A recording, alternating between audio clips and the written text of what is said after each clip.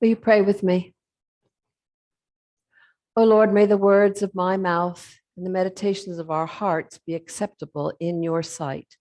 O Lord, our strength and our Redeemer. Amen.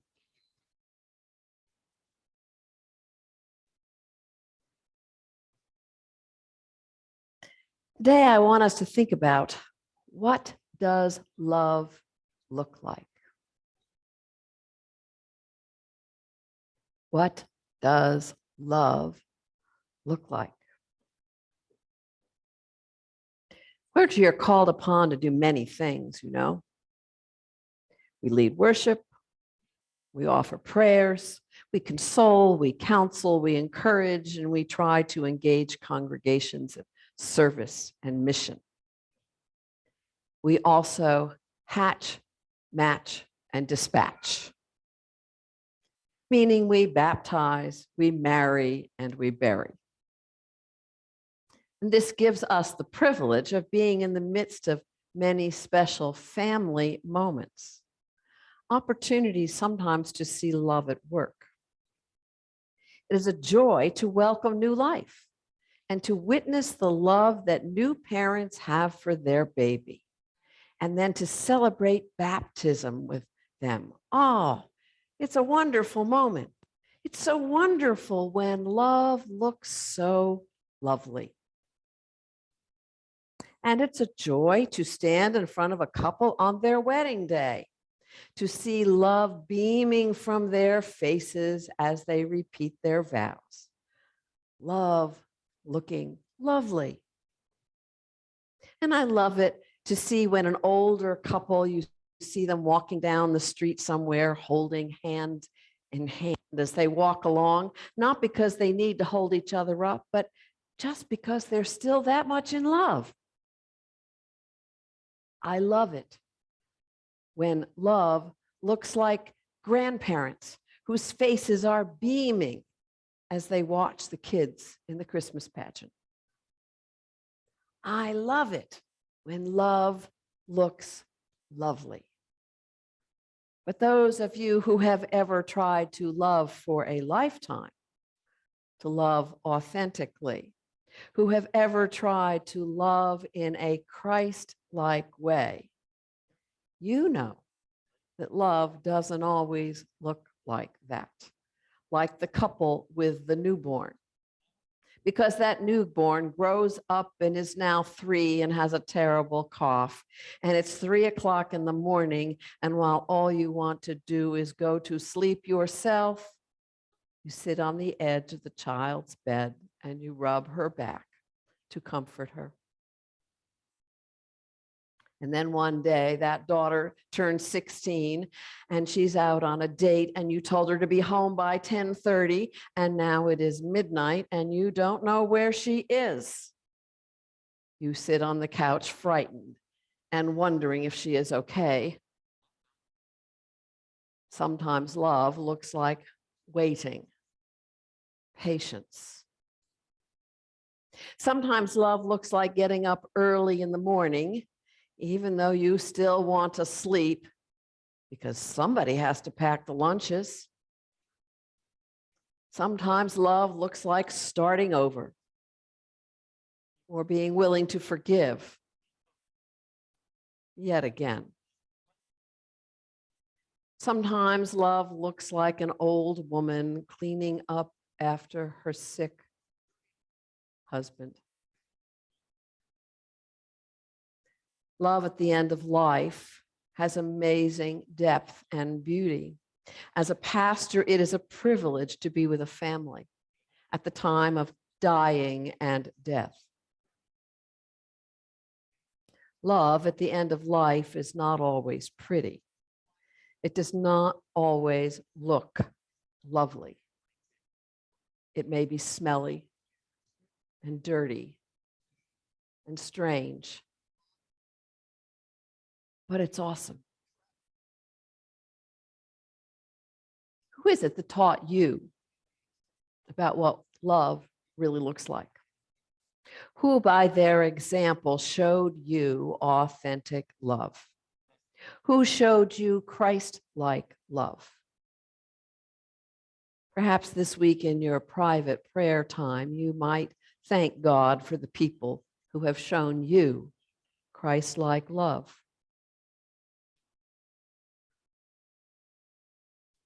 When Jesus calls us to love one another, he is calling us to a demanding vocation. When God called the prophets, like the prophet Jeremiah, God asked them to love people enough to tell people the truth. And when St. Paul wrote his magnificent and poetic hymn about love that we read in the first letter to the Corinthians, he knew that the greatest icon, the greatest image of love is Jesus Christ on the cross, where Jesus gave everything to show us his love. Look at Christ on the cross. That's what love looks like. When St. Paul tells us in the first letter to the Corinthians that love never fails, he is not talking about our feelings, because feelings fail. And he's not talking about lust, because that comes and goes. And he's not talking about infatuations, they fade. Paul was talking about the kind of love where you and I wake up every morning and we decide to do what is right. We decide to do what is just. We decide to do what is generous for one another, not because we're going to receive anything in return, not because we're going to get recognition, but because it is the right and generous and Christ-like thing to do. And we do it even when we don't feel like it. Listen again. St. Paul tells us what love looks like. He says love is patient. Love is kind. Love is not envious or boastful. It is not arrogant or rude. It does not insist on its own way. It's not irritable or resentful. Love does not rejoice in wrongdoing, but rejoices in the truth. Love bears all things, believes all things, hopes all things, endures all things. Love never fails. Now, I don't know about you, but when I read those words from St. Paul, I shudder. I shudder because I know that my love does not always look like that. St. Paul tells me that Christian love forgives all things, endures all things, is patient with everyone. Well, my love is not quite there yet. I need to know what love looks like. And therefore, I thank God that St. Paul gives me that description.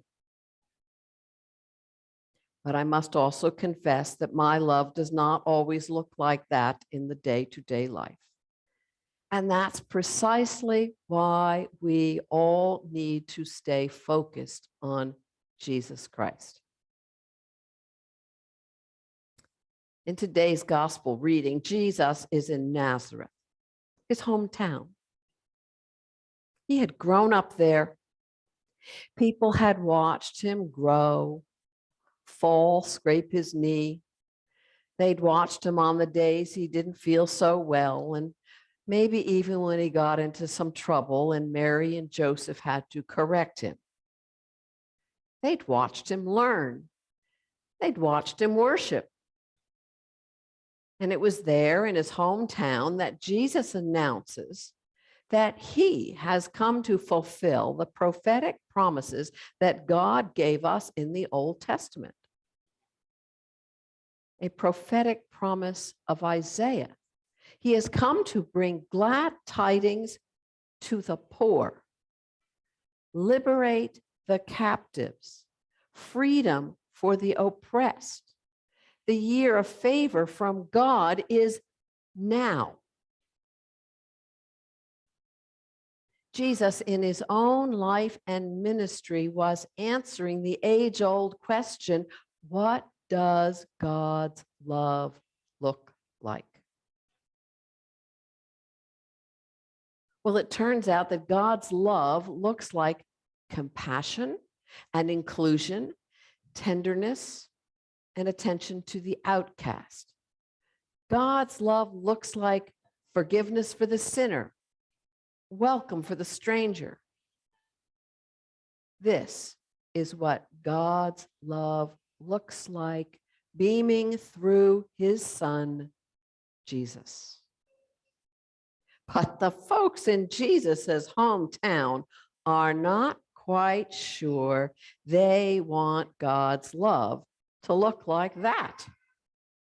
And they're not quite sure they want God's servant to look so much like Jesus, like this boy who had grown up in their midst, like this boy who looked so much like everyone else.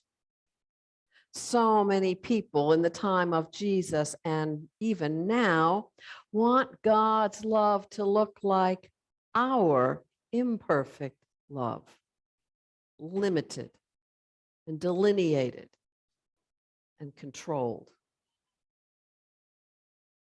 They want God's love to look like our love, a love that is given to some, but not to others, so that some are in and some are out and some are hated and some are included. But here is Jesus, both saying and showing that God's love is for all and offered to all in ways that break down the walls that we build to divide people. And some of the townsfolk in Nazareth conclude, we don't want God's love to look like that. And we don't want God's love to look like him. As Jesus discovers in today's gospel passage, and as he will ultimately discover on the cross of Calvary, the world does not always do well with people who love this authentically and this universally. Jesus is rejected. He is condemned. And on the cross, he pays the price to show us what his Father's love looks like. When love breaks our hearts, when love costs us something, we need to remember what we see every time we see Jesus on the cross. Love looks like this. And I wonder what would happen if we Christians really took Jesus and St. Paul at their word and started, with the help of God's grace, to love each other with a fierce and faithful love. What would happen if we focused on the cross and say to ourselves, yes, sometimes even my love is going to look like that and feel like that in my life. And I am willing to pay a price so that my love will never fail. What would happen if spouses really said to each other, my love for you will forgive all things and hope all things and endure all things? What would happen if parents said to children, I will make loving you my highest priority, no matter what that may cost? What would happen if friends really were willing to pay any price to faithfully care for each other. Because they know that St. Paul is right when he says that without love, I am nothing.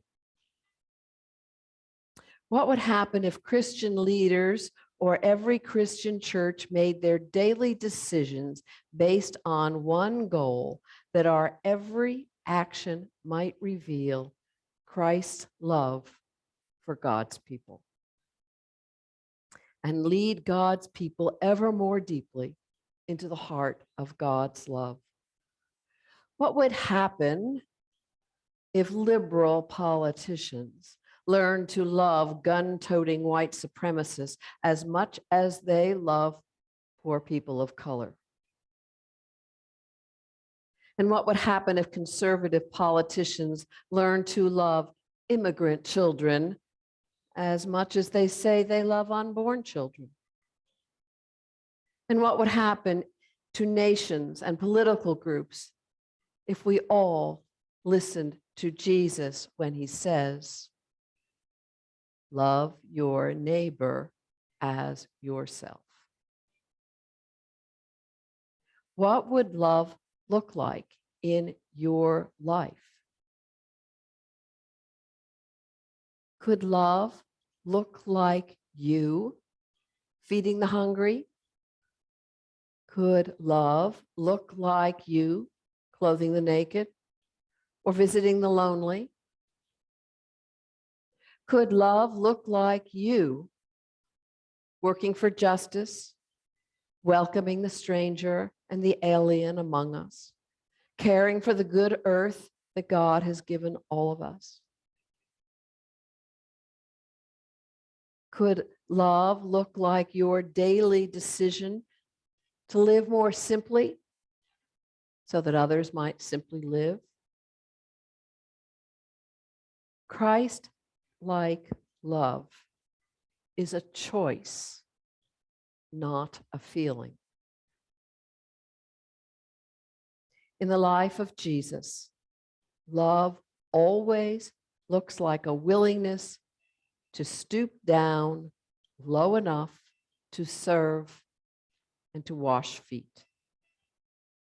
And on the cross, love looked like the willingness to give everything, everything for the ones that you love.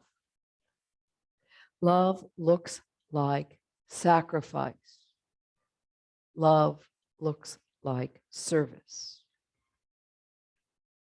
Always, always, always, love looks like Jesus. Sometimes love looks like us. May the Lord be praised now and forever. Amen. Will you sing with me? Number 693.